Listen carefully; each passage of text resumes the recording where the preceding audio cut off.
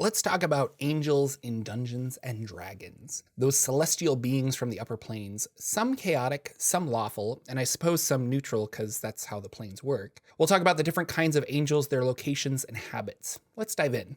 Celestials are created from the spirits of petitioners, and petitioners are good aligned mortals that have died and gone to the upper planes. They generally go to whichever plane matches their alignment. Arcadia, Mount Celestia, Bitopia, Elysium, the Beastlands, Arborea, and Ysgard.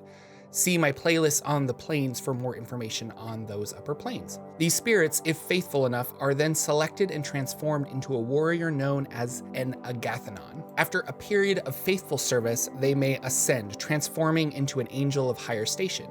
This is not unlike devils who can be promoted to a higher form of devil if they collect enough souls or Asmodeus promotes them himself. That was Planescape. And if we look at the 5th edition Monster Manual, angels are said to be formed from the astral essence of benevolent gods. The gods seem to have a part to play in creating angels, whether from divine essence, petitional spirits, or a combination of both. Lawful angels have a hierarchy not unlike the hierarchy of devils. They just want to do good and lawful things instead. These angels can continue their advancement through good deeds until they become planetars or even solars, which are the angels that you'll find in the 5th edition Monster Manual. These angels become direct heralds, messengers, and warriors of the gods they serve in the upper planes.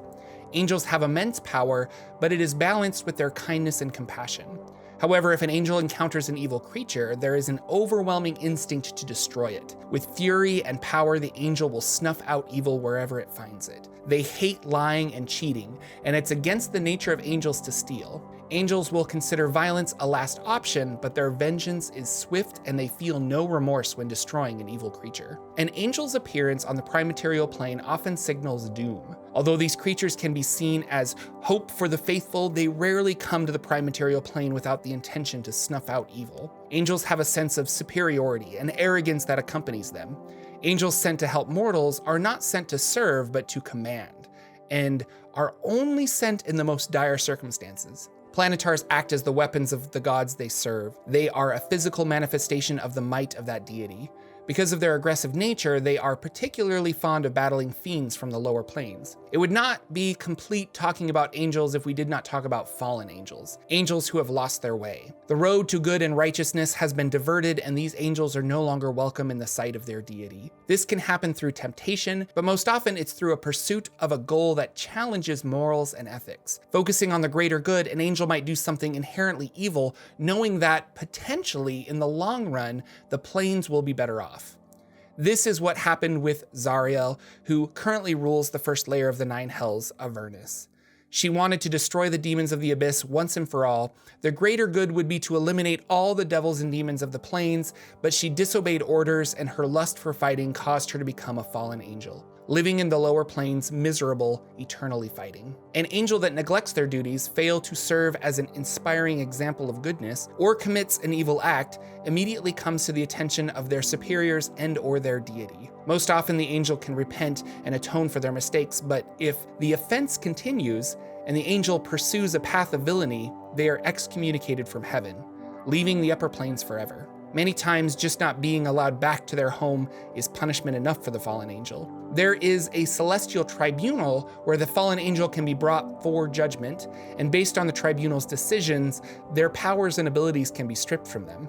Most celestials serve the general cause of good, not necessarily a specific god. Celestials are known as the children of the upper planes. They perform inspiring good deeds and spread righteousness throughout, combating evil when necessary. The warlock celestial patron could be for you. Instead of a fiendish pact, one could gain power from an angel. This could be a unicorn, Kirin, or other celestial entity, allowing your warlock character to bring that angelic vengeance to your adventures. Angels are permitted to travel freely through the upper planes. Occasionally, they'll appear in the astral or material planes too. Angels are defenders, protectors of the upper planes, dealing with threats but almost never taking the fight to the enemy.